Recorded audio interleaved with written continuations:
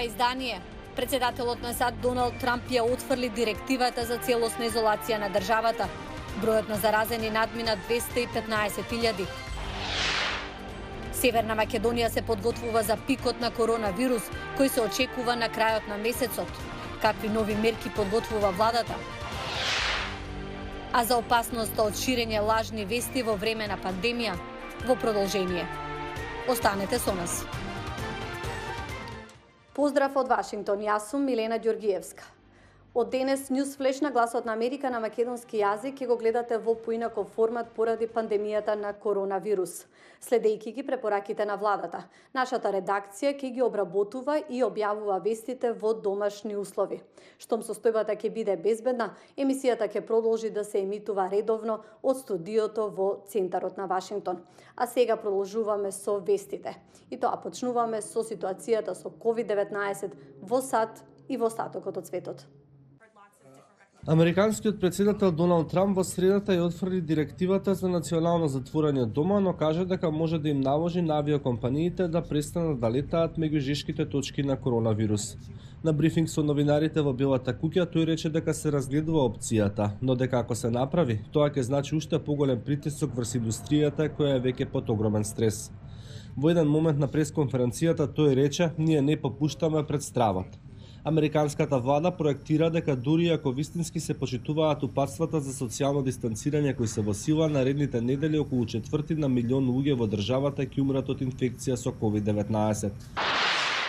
САД ја надминаа бројката од 5000 смртни случаи од коронавирусот, а градоначалникот на Лос Анџелес ги повика граѓаните да носат заштитни маски во јавност во вториот најголем град по бројот на жители. Градоначалникот Ерик Гарчети изјави дека жителите не треба да носат медицински маски со оглед дека тие им се потребни на професионалните здравствени работници, туку да носат импровизирани маски од облека за да помогнат да се намали ширењето на вирусот. Американските здравствени власти засега не издадоа препорака за носење заштитни маски во јавност на целата територија. На светско ниво, бројката на починати од коронавирус се искачи на над 50.000 со речиси 1 милион заразени.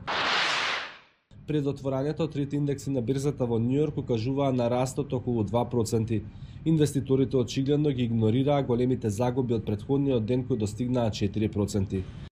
А за да нема оптоварување на здравствените капацитети на државата, министерот за здравство Венко Филипче ги повика сите граѓани со лесна форма на болеста да се лекуваат во домашни услови. Владимир Мирчевски јавува за заклучоците од денешната владина седница.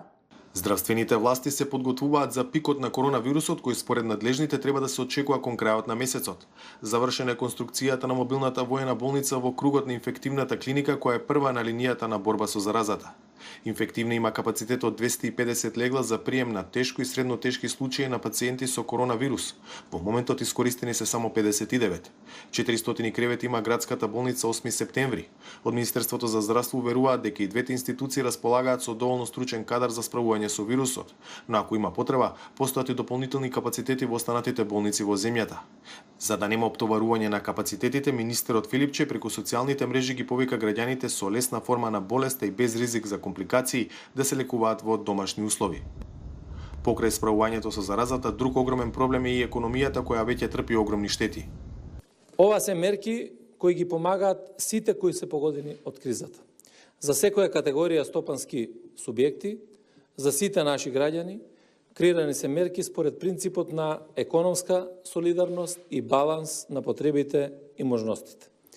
Главната мерка од економскиот пакет е директната помош од 14.500 денари месечно за секој вработен за месеците април и мај од сите фирми погодени од кризата. МВР информира дека во изминатото деноноќе на ниво на цела држава 72 лица не ја почитувале забраната за движење. Полицијата привела 41 граѓанин, а само кај едно лице утврдило прекршување на самоизолација. За Гласот на Америка, од Скопје, Владимир Мирчевски. А зошто лажните вести на некој начин можат да бидат поопасни од самиот вирус, ке слушнете од извештајот на Мики Трајковски, кој за овој проблем разговараше со новинари и медиумски организации.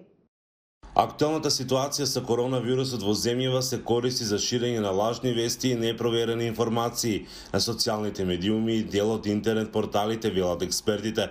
Затоа сметаат тие потребна е внимателност пред се од оние кои креираат јавно мислење, а не трката по што повеќе кликови да биде над се. Новинарот Горан Момировски вели дека лажните вести во време кога светот и Македонија се борат со оваа пандемија се исто толку опасни колку и самата зараза. Нив не ги пласираат само медиумите, интернет порталите кои ги има стотици во нашата држава, нив ги пласираат и поединци неодговорни лица на социјалните мрежи. Оттаму тие со молњевита брзина се прошируваат и стигнуваат до граѓаните, ширејќи непотребна паника.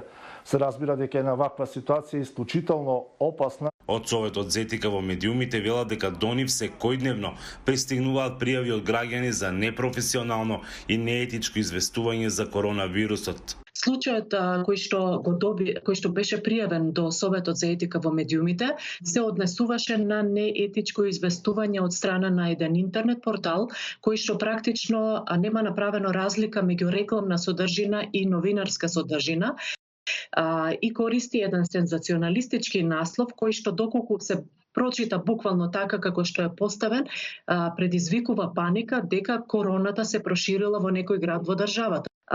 Исто така добиваме пријави кои што се однесуваат на сензационалистичко информирање, понатаму непотребно заплашување на јавноста. Момировски вели дека е потребна голема внимателност од страна на конзументите на вести кои треба да ги проверуваат извориве. Тунева пак дека медиумите треба да избегнуваат сензационализам при информирањето. Неопходна е помошта од институциите да се санкционираат сите оние кои шират лажни вести, особено во ситуација како што е актуелната, бидејќи истите може да предизвикаат далекусечни последици. Се случува да забележуваме како некои медиуми навистина не внимаваат кои извори на информации ги користеле, па така можеби од социјалните мрежи се прелеваат содржини кои што понатаму предизвикуваат паника кај јавноста. Од МВР велат дека од почетокот на овој месец доставени биле 11 известувања до надлежното основно јавно обвинителство Скопје во врска со ширење на лажни вести и паника во врска со вирусот COVID-19. Од Охрица, Гласот на Америка, Мики Трајковски. Затворањето на колумбиската граница за да се спречи ширењето на коронавирусот се одрази врз бегалците од Венецуела, кои сега бараат друг начин да преживеат. Шпанската редакција на Гласот на Америка истражуваше за ова. Илјадници венецуелци редовно го минуваат мостот на границата со Колумбија за да купат намирници или да заминат од земјата како бегалци. Сега се запирани од венецуелските власти со наредба да се вратат дома за да спречат ширење на вирусот COVID-19. Мислам дека нема да не депортираат. Властите велат дека сите граници се затворени и не мислам дека ќе бидеме депортирани. Мислам дека само се закануваат, зашто не сакаат да се движиме поради вирусот. За венецуелските бегалци како Ордонес и Хуан Алехандро, кои заминале од земјата за да стасаат до држави како Перу, се работи за преживување. Ќе продолжиме, нема да запреме. Имаме семејство кое не чека во Венецуела, децата се со нас. Сакаме подобра иднина зашто сакаме да работиме. Многу засолништа се затворени. Здравствените власти и градоначалниците во Колумбија одлучија да забранат собирање на поголеми групи луѓе. Некои хуманитарни работници им помагаат на венецуелските семејства да се префрлат од засолништа кон спортските стадиони. Фокусот ни е здравјето на луѓето, најважната работа, но исто така е важно за тие што остануваат да имаат храна да јадат. Истовремено меѓународниот мост Боливар, кој што ги поврзува градот Сан Антонио дал Ташеира во Венецуела со малиот град Ла Парада во Колумбија е затворен. Луѓето минуваат низ опасна локална маршрута позната како Лас Трошас.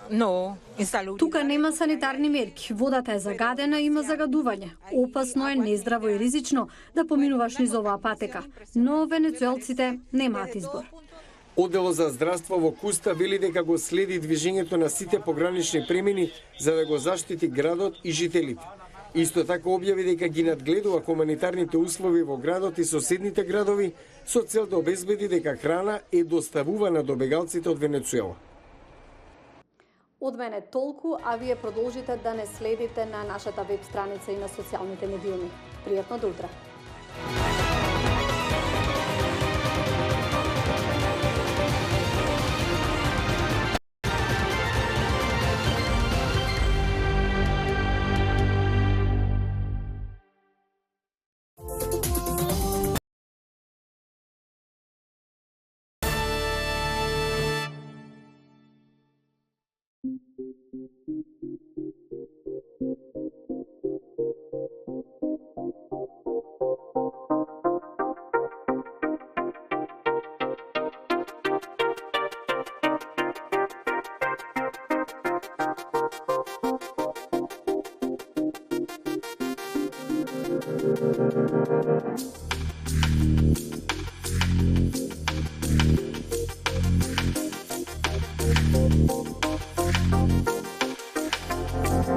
Thank you.